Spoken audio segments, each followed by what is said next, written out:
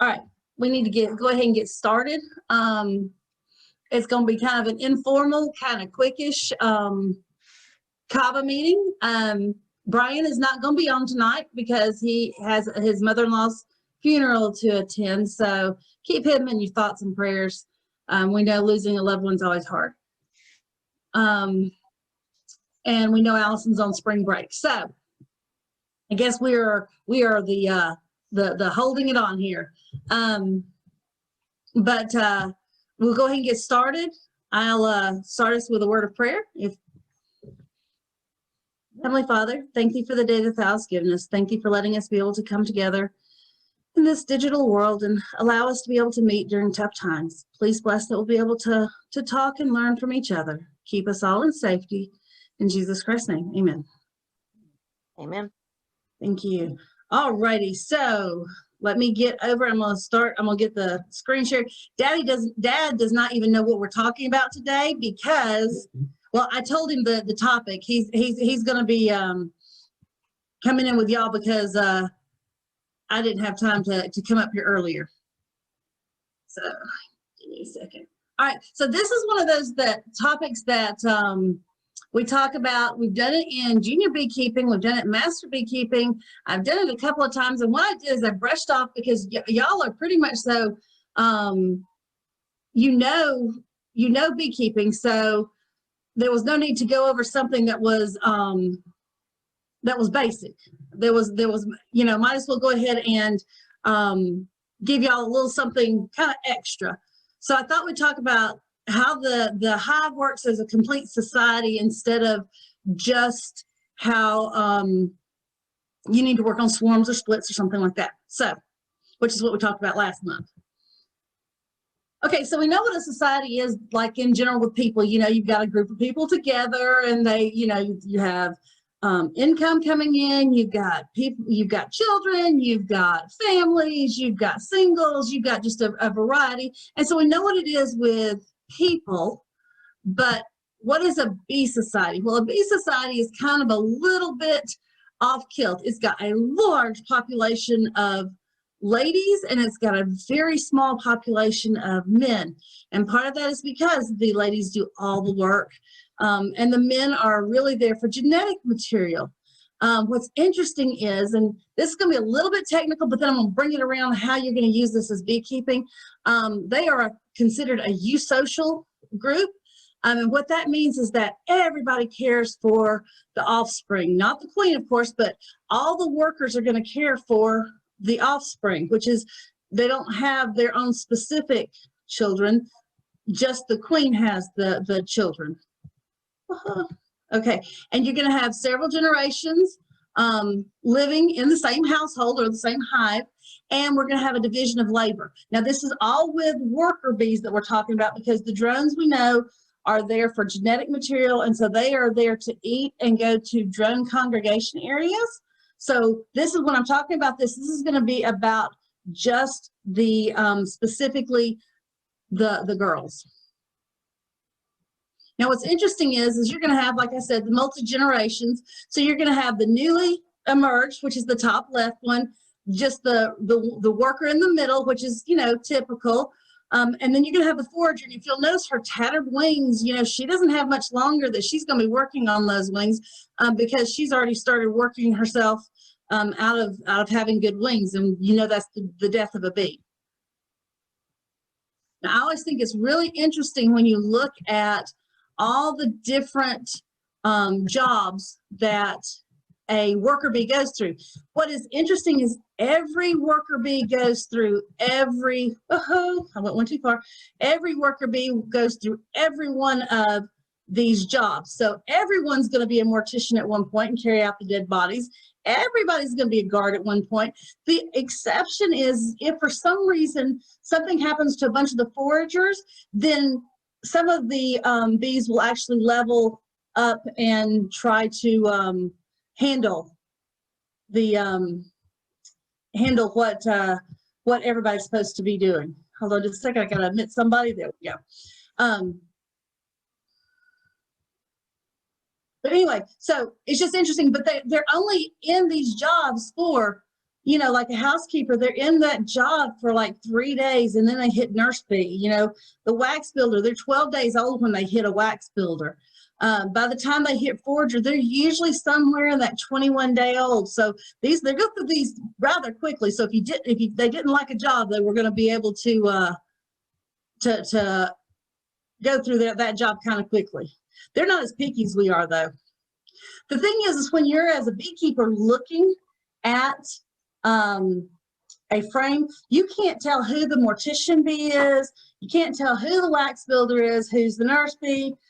You can't really tell the difference because they all look exactly the same. You can tell the difference between a drone. You can tell the difference between a queen.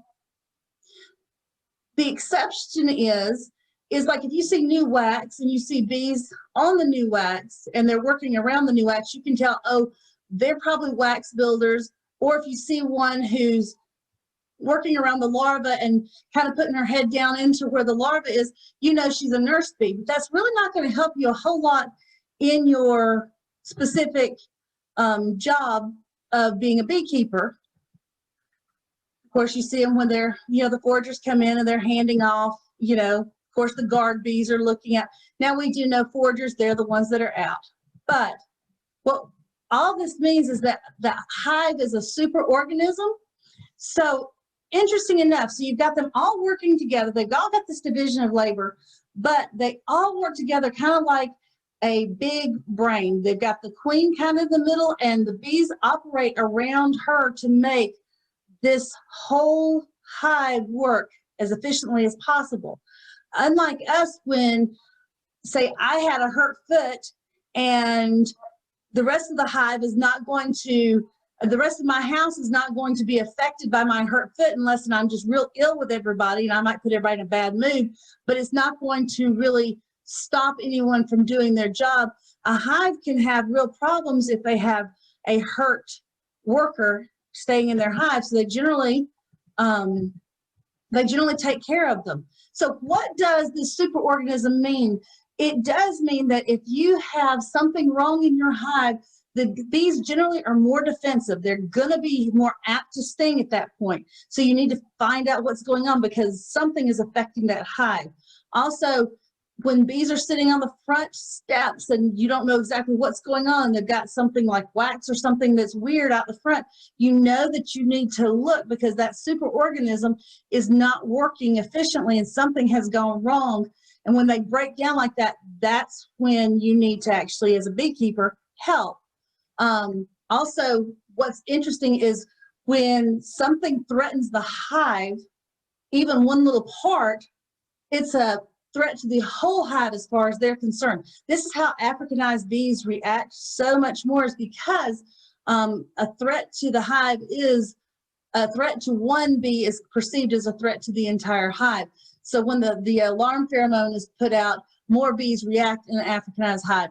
Whereas in our regular Italians, you're going to have a set number of bees that are going to come out and try to help take care of the situation.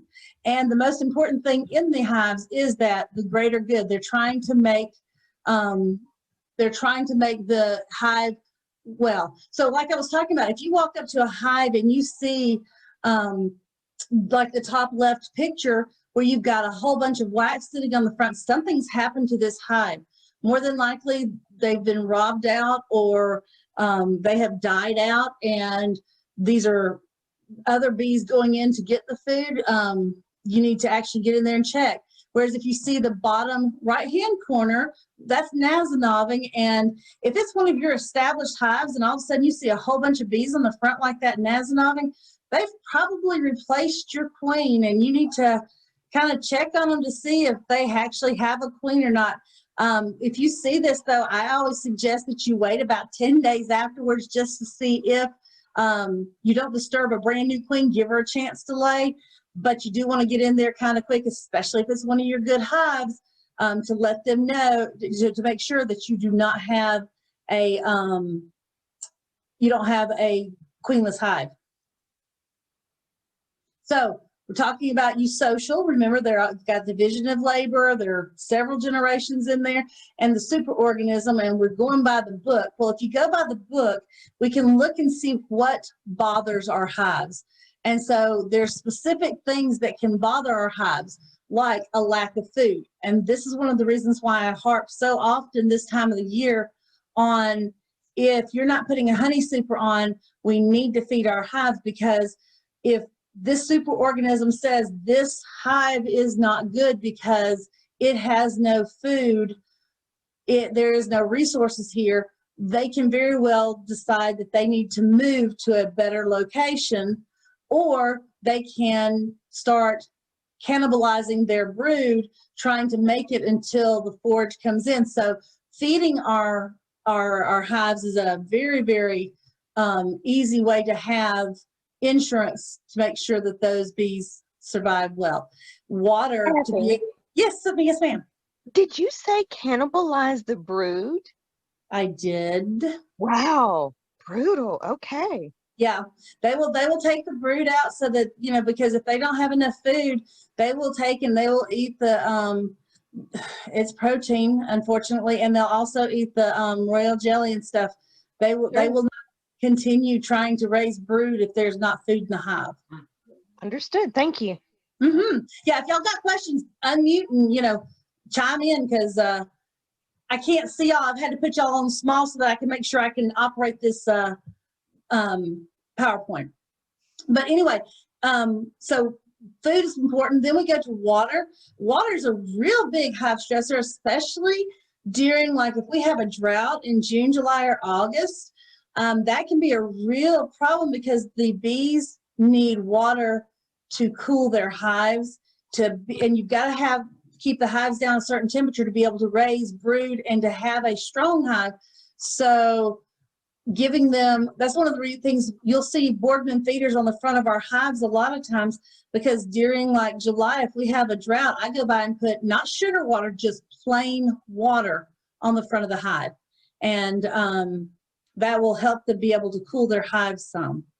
Other stressors you can see are, you know, diseases. Our temperatures going up and down like they do during our spring can really stress a hive. You know, we can have beautiful warm days, they start brooding up, and then the snap of a cold spell for about 4 days, they don't have enough nurse bees to cover that new brood, and that can cause a hive to really decline quickly. There's not much you can do about that other than keep your entrances small until our nighttime temperatures actually start stabilizing. Also, things that will stress a hive is having your hives too close together. Mainly because what that does is, if you've got a virus in one, it's just like kids, you know, the closer you put them, the easier it is for them to catch something. It's the same way with your hives. The closer you have them together, the easier it is for them to drift over and in and out of each other's hive. And so that will cause them to be able to pass viruses and stuff along. Also, you'll have problems with chemicals. Sometimes the spraying of like mosquito insecticides, that will kill your bees. So, you know, I've had several beekeepers that have over time said, well, my bees were doing great until, you know, they just all of a sudden weren't, and they were sitting on the ground in front. And I said, well, what was sprayed? And they're like, well, the only thing I know of is that, you know, the guy came around and sprayed for mosquitoes. And you've got to remember, an insecticide will kill all insects, not just the insect they're specifically aiming for. How can you help though? So we've got these stressors, we've got this superorganism, and we're trying to be successful. What can you do? So you can look at your equipment, you can look at the diseases that are possible, your food, how much space they have, and the queen that they have. And so you're gonna recognize some of the things that I say all the time, because some of it's not going to change, because this is what makes a good beekeeper. It doesn't matter if I'm teaching beginning beekeeping, if I'm teaching seasoned beekeepers, or, you know, hive management splits, whatever. Some of this stuff kind of goes through the whole thing. On the equipment, one of the things that is one of most contested is your entrance reducers. A lot of people get real excited to try to get those entrance reducers off kind of quick, The thing with entrance reducers, those are your friends, so don't think of them as an enemy. The entrance reducer helps your bees be able to stabilize their temperatures when the temperatures are going up and down, up and down. So a small entrance is not bad. Also, it helps a small hive be able to defend itself and keep your entrance reducer small there. But an entrance reducer, when you start, it starts getting a little bit warm, and they start backing up, you're going to want to open it up a little bit bigger so that you don't slow them down bringing in the nectar.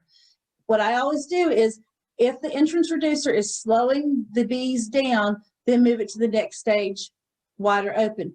When the bees are hanging out and they're all hot on the front, you can take your entrance reducers off. Now, when they quit hanging out on the front, after your summer's coming along and they start staying inside and they're not outside at all, you might want to put your entrance reducer back on so it's at the large size until they once again seem to be all staying in there and you don't see many bees at the entrance. You want to then turn it to the small entrance so that they can defend it. You're just trying to help your bees be able to defend.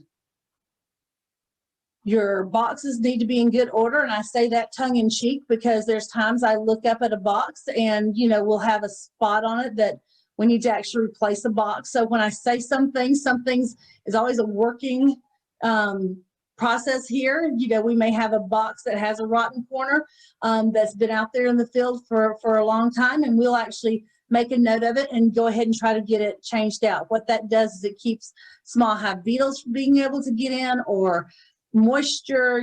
Just be kind of ruthless. I know equipment costs, but there's something about protecting your bees at the same time, and knowing that there's stuff to do during the winter, stuff you have to get done during the fall or the summer. You just need to kind of be able to understand that.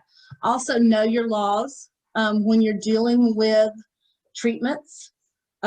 We have certain Varroa treatments that can be done, but there's a lot of kind of like homemade treatments.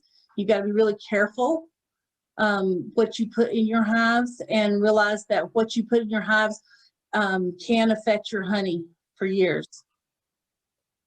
One of the things that you do need to be able to recognize is what American foul brood looks like. The rest of them is good to know that you've got a disease, and you can go and thumb through and figure out what it is, or take a picture. Most of the time you can text me and I can, between talking to you, I should be able to come up with what's going on.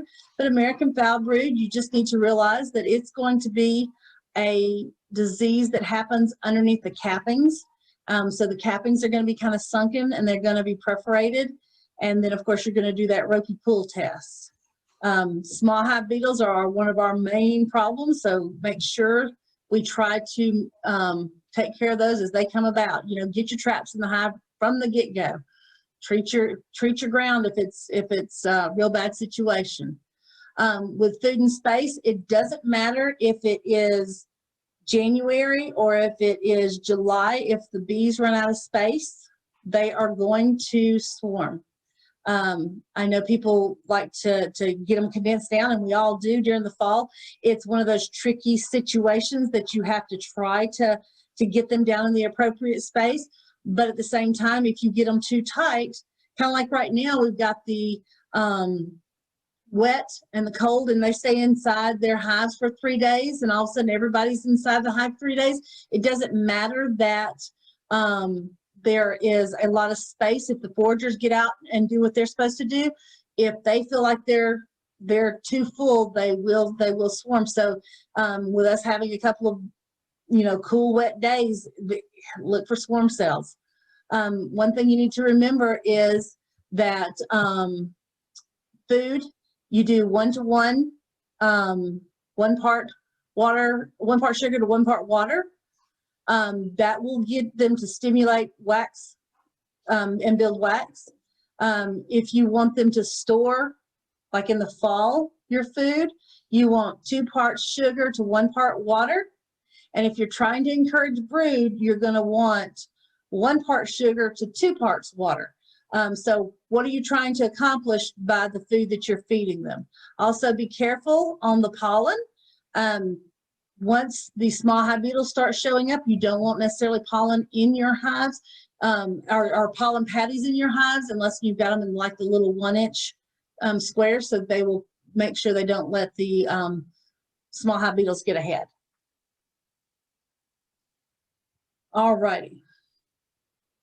So we look at our queens. The younger the queen, the less chance there is of swarming. So a 1 to 2 year old queen has less of a chance on swarming because she's too busy trying to get established and get started. But the thing is, if you crowd a 1 to 2 year old queen, they will still swarm. So that's one of those things you've still got to watch that space and know the difference between your supersedure cells and your swarm cells. If you look, a supersedure cell is usually in the middle of the frame, like on the top left, whereas a swarm cell is on the bottom right. And a lot of times a supersedure cell, just like when we're doing things in an emergency type situation, it's not always the best, but a swarm cell, they're saying, ooh, we're getting a little tight, and so they build the best queen they possibly can. So a swarm cell queen, try to say that, will actually be a pretty decent queen, actually, and you can actually really make some good queens, having them moving brood over an frame of eggs and making it really, really full of bees, because what they'll do is they'll say, ooh, this egg is exactly perfect, and they'll start feeding them the royal jelly and giving them the best feed possible to make the best queen possible. So you can use that in your favor when you're trying to make queens. Someone's got a question? No? Okay. Remember a laying worker? Lots of eggs in the cell. If you have this, one of the best ways to take care of it is to, hang on just a second, Marty. One of the best things to do is to make sure that you combine it with another one, just so that you can get rid of the laying worker. You can't just add a queen to this one because they'll kill that queen. What's your question, Marty? When do you stop feeding? I've heard so many different things. So I have an easy rule of thumb, and it's not exactly perfect, but my easy rule of thumb is if I do not have a honey super on the hive, I don't have a problem feeding that hive. So I will feed them up until I start putting honey supers on. They won't take the sugar water when the nectar starts flowing as well, but they will still eat some.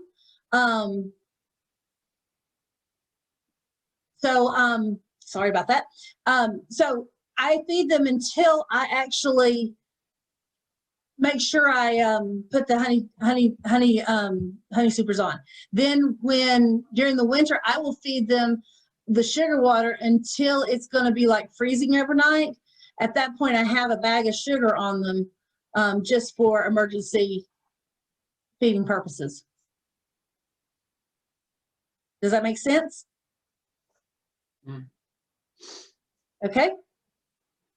Yes, very good. Thanks. Sorry, I was trying to mute and unmute and mute.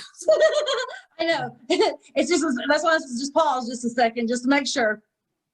All right. So drones, they kind of give us an indicator on what's going on with the weather, because the bees are really good about if it's spring and spring is coming, then they will actually take and hang on just a second. Harris cannot hear me. Give me just a second. I'm gonna move it over. Does that help? Okay, perfect. Sorry about that. So when the drones start appearing and you start seeing actual, not just capped drone brood, but when you actually see drones, that lets you know spring is here. Because otherwise, the first thing they'll do when cold starts again, and if they've got drone brood, they'll throw them out.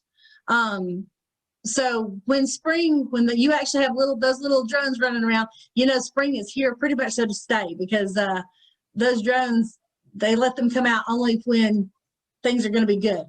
In the summer, you know, of course, the drones have a good life. You know, they're eating and hanging out at the boys club. But then, you know, come fall, we get rid of those boys. So you know that winter is on its way once the drones get kicked out. That the moment that those drones get kicked out, I put it into high gear trying to feed my bees to make sure that we've got enough food in the hive. But the only great thing is when you do look at the drone pupa, is that they are a great indicator on how bad your varroa is in that hive. Remember, the varroa can be about 5 to 10 little varroa mites on a single drone. So if you've got 1 or 2, you need to watch it. But if you've got a lot of them on a couple of drones, you need to look at what you need to test. All right, so once again, we're looking at how we're going to help the superorganism. So in the spring, we feed. We're trying to stimulate during we want to get that wax going. We want to get these bees going. So we're going to do 1-to-1. We're going to make sure they've got enough room, and we're going to make sure, like today, there's heavy storms. So we're going to make sure that we have them strapped down, because we have a tendency to go from perfectly great weather to oh my goodness, y'all need to get to a safe place. So make sure we go ahead and get our bees ready for those heavy spring storms. And spring storms are a real thing here, very much so every single year. So if you don't already have them strapped down, make sure you do something about strapping them down, or putting a rock on top or something heavy so that it will stabilize those hives. During the summer, one of the things that we can do is, it is in the heat of the summer, is open up those entrances to make it so that those bees can cool. Do watch for your diseases. If you start seeing a lot of bees with deformed wing, you're going to know that you need to look at your varroa count. If you see a lot of small hive beetles, you know you've got to do something. You can lose a big, strong hive to small hive beetles. So I know a lot of the books say, oh, you keep a strong hive and they take care of small hive beetles. They're not in our area. Our area, they can take down a strong hive because they can just propagate, or whatever you want to call it. Anyway, they can have a whole lot of small hive beetles in a very short time.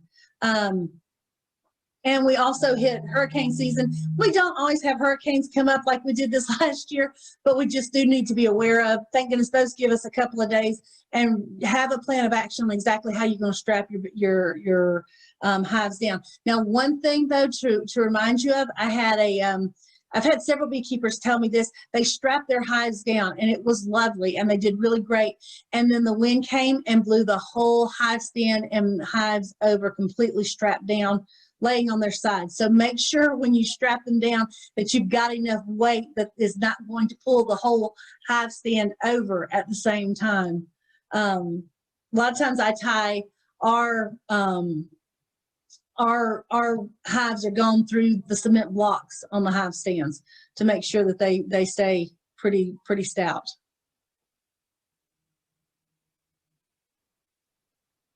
So knowing the difference between nectar and honey. Nectar, you don't know what the percentage of moisture is, so we can't take that off the hive unless you want to test it out in the field with a refractometer. Honey is capped and it is done. The bees have said it's done. If any of you are in doubt on whether or not you have the appropriate, it may look a little runny sometimes. If you want it tested, remember I have a digital refractometer. Come out to the shop and I'll gladly test it for you. No problem, no fee or anything. I wanted the digital refractometer, so the way I fixed it in my mindset is I would gladly offer that service of being able to test anybody's, but it's so that I had one myself. So please come out and watch the miracle of the digital age and see your honeybee tested real quick. All right, in the fall and the winter, you're still going to watch your entrance. This is when you want to get a small entrance. You'll see that they sell a lot of like mouse guards or whatever, but you want to get that entrance reduced to small because we don't want the mice to come in. We don't want snakes to come in. We don't want extra predators to get in, and we want the bees to be able to prevent other bees from coming in and robbing them out. So a small entrance is really, really important. And also you want to make sure that their food supply is not like an extra box above. You're going to want to make sure that that food is right there near the cluster. And ventilation is still really important during the fall and the winter because they have condensation. So you're not going to want to like keep them wide open or anything, but you do want to make sure that they have a way to be able to fan the hive and get the moisture out. One of the main things is that moisture will kill, from condensation, will kill the bees if you do not have them a way to ventilate.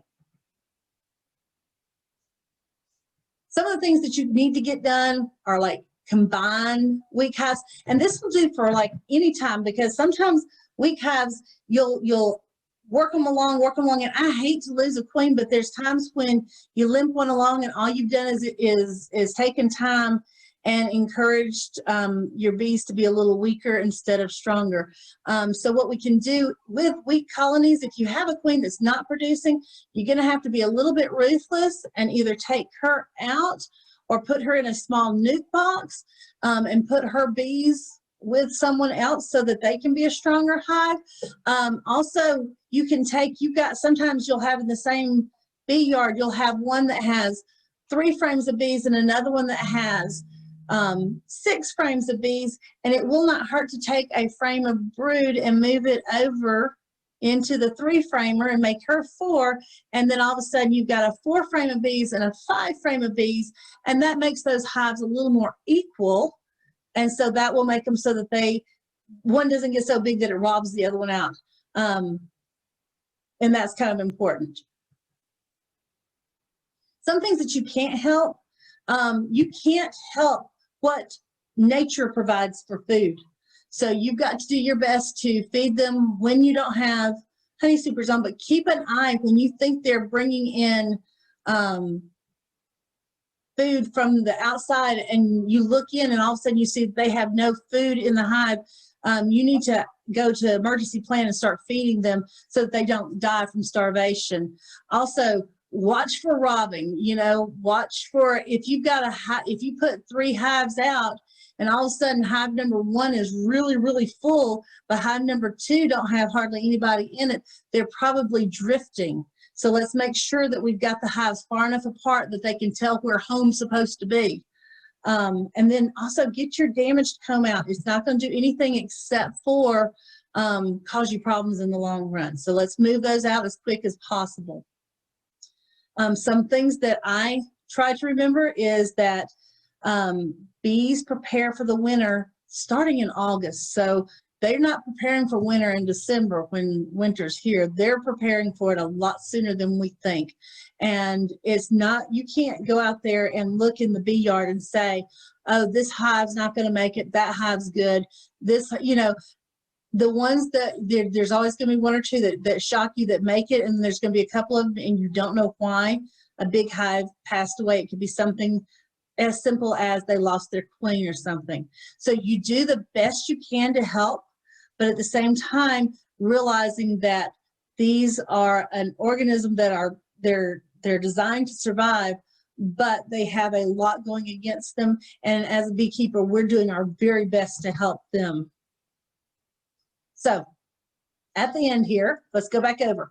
We want to make sure we give them plenty of space so that they have, especially this time of the year, so that they will not swarm.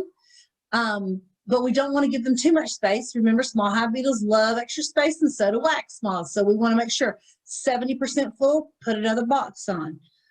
If it's not 70%, and when I say full, I'm talking about bees on the frames. That doesn't mean they're all totally pulled out. Doesn't mean that that they've got it packed out or anything. It means that the bees are really working on those 7 frames. They've started pulling out that wax. They've started doing a lot of stuff, but let's keep them in there. But if they're like really, really a lot of bees on them, we're going to make sure that we go ahead and put another box on. Yes. Good. Okay. Feed them though when necessary. Don't get stingy. You don't want to lose your bees because you said, oh, they can do it because I saw 3 clover out in the yard. Make sure you remember that it takes a lot of flowers to make just a little bit of nectar. So if you don't have a honey super on, put a little sugar out there. Watch for your diseases and pests. Watch for those small hive beetles. Watch, a lizard can really cause some slight problems in a hive. They can make them really testy because the lizard's eating a bee or two along, but the hive gets really ill about that. So sometimes you can look in a hive and they be really, really testy, and all it is because a little lizard's been having, snacks. So realize that sometimes the pests aren't going to harm the total hive, but they perceive it as a threat because they've lost a couple of bees. So if you see a lizard, move it off or whatever, so that it won't be having lunch over and over again. Also, maintain your equipment. Keep your yards, and this is once again, I'm pot calling the kettle black, but keep everything, your grass low. Try to keep your equipment in good working order. If you got one develops a crack or something and you can't change it out, use Gorilla Tape. You can repair it. Sometimes you've got to have, a lot of times I say have an extra one of everything so that you can replace one and take it back to the shop to repair it. You want to look at the difference, whether you've got strong or weak colonies. You've got really strong colonies, that's what you're aiming for. If you've got one that's weak, what's making it weak? Is the queen not producing, or is it that you've got too many big colonies in that area and it doesn't have a chance? You may need to move it to another area, or you may need to give it some more bees. Be ruthless on your queens. Is she producing like she should? If she's not, put her in a nuke box. If you're feeling a little bit, emotional attachment to your queens, which I do, so I'm, speaking, pot calling the kettle black again, put them in a nuke box because they can finish. You can use those to add to brood to your other hives. And also watch and manage your swarms. Remember, swarms do take the majority of the food out of the original hive. And we're not gonna, hold on, we don't wanna, we're skipping all this part because we don't have time for all of that. Does anybody have any questions? Kathy, how far apart do you recommend your hives to be? Usually we take and we put them, I like them to be, now when I'm doing nukes is a total different thing, but I like to be able to have them somewhere around 3 foot apart. Okay. On my big hives, I like to be able to walk around, and if I get one mad, I want to be able to skip the next one and go to the next one and them not know that I've been in anybody. So, but now my nukes sometimes are a little bit closer because they're baby hives. Okay. Miss Mark, what you got? I have seen descriptions about making them different, and I know when I'm in your bee yard, they're all white. And then I've seen other places where they make designs on them and paint them and all that. What do you think about that? And I'm gonna unmute. I'm gonna mute now. I love it. I would absolutely, I would love to have everything all totally different. And at one point you would have seen out in our yard when we were a little bit smaller, you would have seen bright yellow boxes, and you would have seen bright green boxes, and you would have seen purple boxes, and we did all kinds of different things. And then we're like, okay, let's get the Wagner out because we got to hurry, and we painted everything all white, which that's not my favorite. I'll just tell you all that right now. And then, it's even gotten even better now that, we use cypress. It's like, okay, we'll paint it eventually, and it gets out there and it makes that pretty silver color. I think it's great to make them different colors, namely because it's just fun. But the bees, as long as you've got them far enough apart, they can find their homes. It does help them from drifting big time, though. It really does.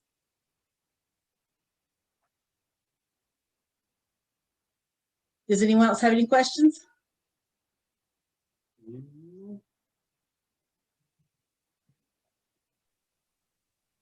I just want to say thank you, Kathy. That was a lovely presentation. No problem. I was just hoping, I wanted to give y'all something that was a little bit different because most of y'all have kept bees and kept bees for quite a while. And so I thought we'd go a little bit different than what we've done in the past. Thank you. Well, if no one has, does anyone else have any questions? No, ma'am. Nope. Okay. Well, that's going to be our meeting for tonight. Appreciate all of y'all joining. And we will certainly see y'all eventually here. But y'all stay safe tonight through that. Hopefully we won't have any major storms come through our way, but y'all stay safe. Good night, y'all. Bye. No problem. All right. Bye, y'all.